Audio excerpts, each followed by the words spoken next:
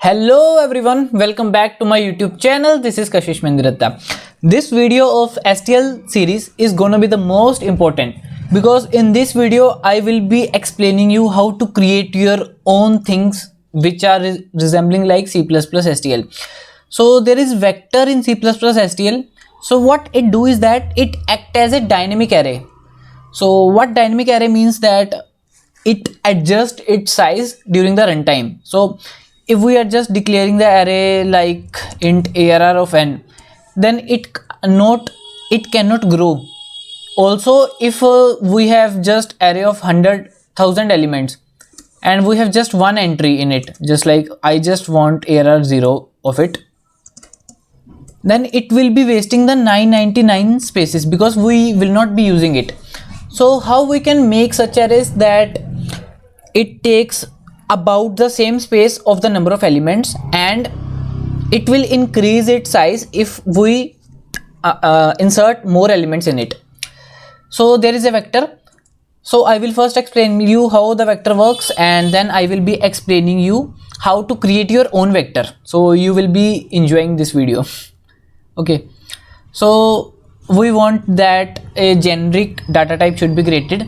Just like if we insert here float, then it will be just doing the same but just of different data type. For example, I just want a array but I don't specify, means I just want to specify by myself that how should I create the array, whether I want to create int array or whether I want to create a float array, and all the functions should work similarly. Just like you see that v.size will print the size of the vector, v.capacity will print the capacity of the vector, and it will work for all the data types. So this implies that we have to use some templates. So if you haven't watched my template video, so I recommend you to go and watch that video first because that will be the base of this video. If you don't know about templates, you will not be able to get what I will be doing in this video. So please go and watch that video first. Okay, so I just want a placeholder here and I want some functionality. So what pushback will do is that firstly there will be a if I just create a vector in this way, it will allocate me some space or zero space. It depends upon the implementation. Suppose there are 5 spaces and it just put 0 everywhere, and now the size is 0 because we have not inserted any element, but the array size is 5, means we can put at most 5 elements in it. If we put the first element, it just put this way, and here it's 0 but it can be a garbage value, and if we put 2, then it will be doing this way, 3, 4, just like I put 5 elements now. So now the array has been filled, and now if I want to insert 6 by using the pushback, so what it will be doing is that it will create a new array with memory greater than 5. Now let's say it will create a new array and now its size is 10. So its capacity is 5 but its size is 5. Its capacity is 10 but its size is 5. Size means how many elements are occupied in that particular array. So if the size reaches the capacity, that means we have to allocate a new space. So that depends that whether we want to increase from 5 to 10 or whether we want to double the space whenever we hit the limit.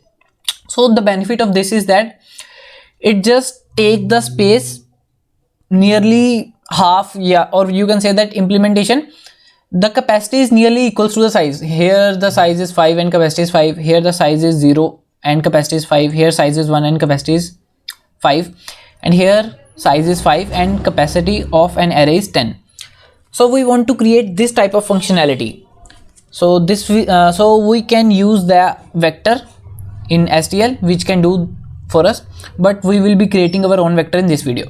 So let's start creating that. So I just leave this here for reference. So I want a placeholder of the data type, means what data type of vector it should be, whether it's means internally it's whether an array of integers, floats, anything. So I want one placeholder, so I want a template to leave that space.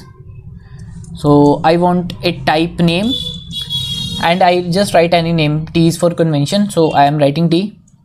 So I want a class of vector which has some data members and member functions, and in these I will be making the data members private so that I don't directly access them. I just directly access using our functions. So first thing is that internally we know that it will be storing in an array. So to store an array, we just take a pointer to an array. So this means that there is an array of type, there is a pointer to an array of type t. So if I just declare int here, so it will replace t with int, and here it will be int star array. That means an array of integers. If I replace float here, that means there will be a array of floats. So it will be generic for all the types. So that's why I have created the template. So what more I need is that I need to track of the size, because if the side exceeds the capacity, we have to increase the size. So let's have an integer for that.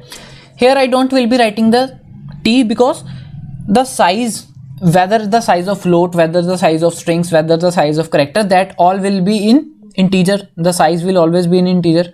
So let's say I have s for size and c for the capacity. Okay, so these three things I need, and let's make the public functions. So the first thing is that we have to declare the constructor. So there are many ways by which vector can be declared. I can declare the vector such that I specify how many initial size that vector should have. If I specify 10 here, that means I want initially a vector of size 10. So I have to make many constructor, but here I just consider two constructor, one without any size and other with the specified size. So the first constructor means, so if we are just initializing this way, I just want no elements in the vector, I just want an empty array. So that makes a sense, because if we are not having any element, that size should be 0, because that might not be used anytime in future. So I declare the size and capacity as 0. So that's all I want to do in this, because I am not allocating any memory. But if I specify the size, so let's say I am specifying the size, means if I will be doing in this way, I will be specifying the size 10. So that should take 10 and make the size and capacity as 10. So what I will be doing is that size equals to capacity equals to 10, and also size and capacity we have declared, but also I want to now declare a space. So how should I declare a space? So the way is that how we declare that, just like in an integer array, we declare like int star arr equals to new int of the size of num. So it's just for integers, but we want to make it dynamically. So what we will be doing is that we want to make it generic. So t star array has already been declared, so we don't need to declare again. We just wrote arr equals to new, and we don't want to specify the type, because if that would be of integers, we want to create an array of integers. If that would be a float, we want to create an array of floats. So we will write t here and the size here. So it will allocate a given memory, the specified memory size. Okay, so these are the constructor. It does nothing but just specify the initial size and just allocate the memory if it needs. Now I want to push the elements. Now I have just created the array. We can create an array with the above two constructors. Now what I want is that I want to push the elements. So how the element should be pushed? So there are two conditions. So first thing is that if the size is less than capacity, means if the for example in this case the capacity is 10 and the size is 5, so it can easily push, means the size is 5, so it can easily put new element here. It do not need to increase the size, just simply we have to push the element.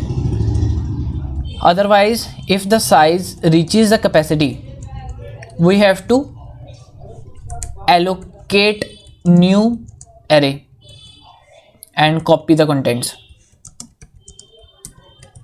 So it depends upon what is the size and capacity. So let's start building the pushback function. So in the pushback function, firstly we will be checking that whether it's equal to C or not. So if the size is equals to capacity, we want to allocate some more space. So the difference between these two is that in the first the size and capacity both are 5. In the second the elements are same, but the size has been increased, capacity has been increased, size remains the same. So we want to allocate some new memory. So let's say new allocation.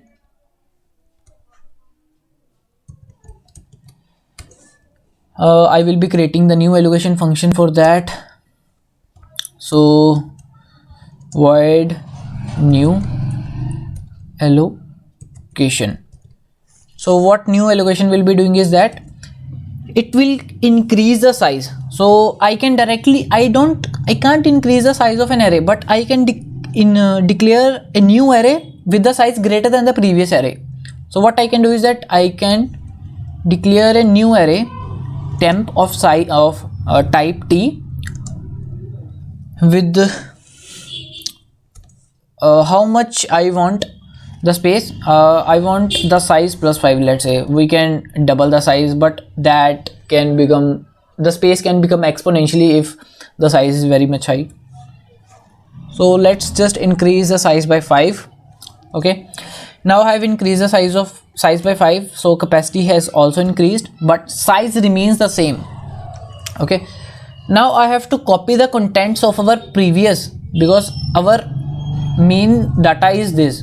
So I have to copy that into the temp first.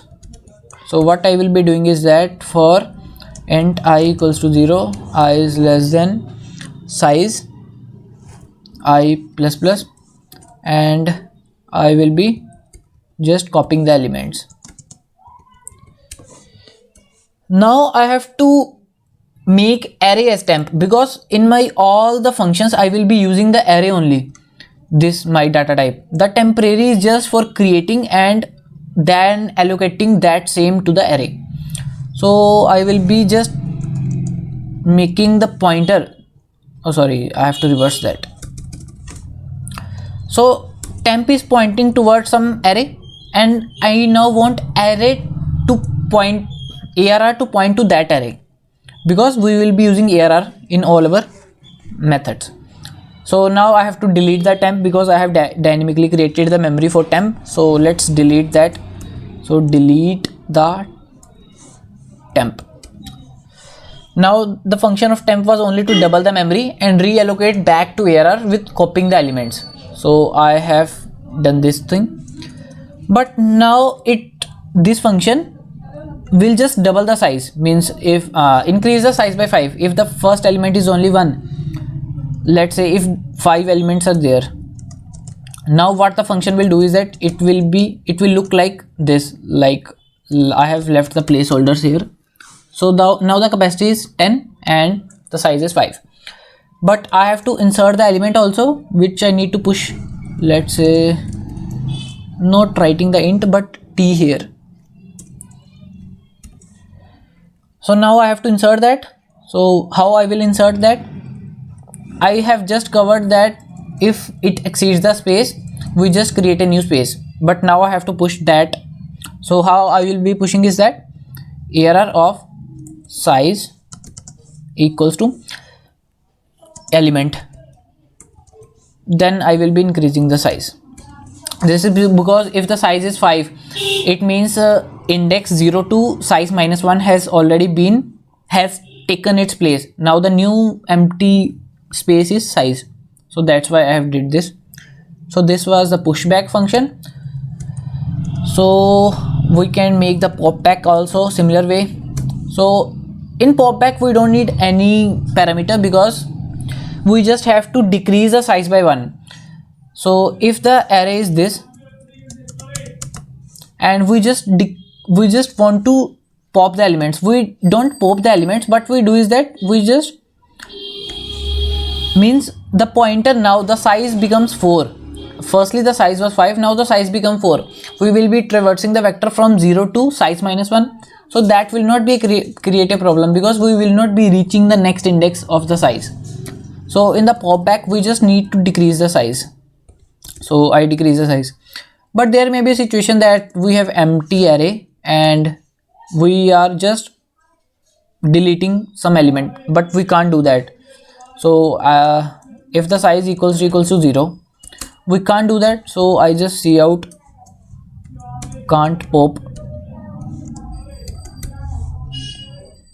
Okay, otherwise I just I return from here, otherwise I just decrease the size. So this was pop back. Now the other functions are very easy, means just like I have to return the size, means what's the current size of an array, then I just return s. I want the capacity, that what is the capacity, so I will just return c. So these are like the getters, we just get the private data. So this is I have to overload some function also. Let's say how we want to use v. I want vi to represent the ith index, but v is a class, so we can use the array as arri. Okay, but we can't use a class with this method and expecting that it should return the ith element. What we want is that if I just write vi, it should internally convert the statement to fetch arr of i. This is what I want, because I am saving all the things in arri. So this means I have to overload a function on the class of vector so that it can return this. So this is not evaluated. What it will be doing is that whenever this operator comes, it will return this. So let's write that also. So I want to return a t type, because I just want where we were, vi means an element. So we want to return in the ith element. The ith element is of type t. So we have to overload an operator,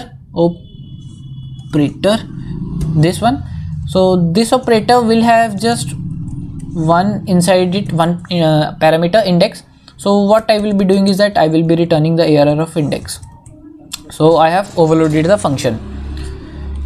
So now I think I have created all the things. Here putting the comma at the end of class. Yeah, we have pushback, pop back, size, capacity, overloaded the operator. Yeah, everything looks fine. Let's run the program and see that if everything works fine. Let's just delete this and delete this line also. So I am uncommenting this one. So this will, let's see this whether it will work or not. Here I am passing the template t as int, so it will replace every t in the above template as int. So let's run that.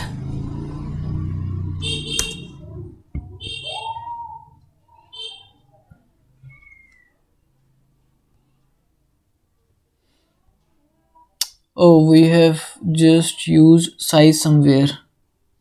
Error of size. Okay, so here it was not size, it was s.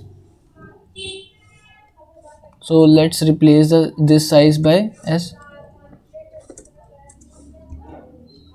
Let's see that. Again we are getting the errors.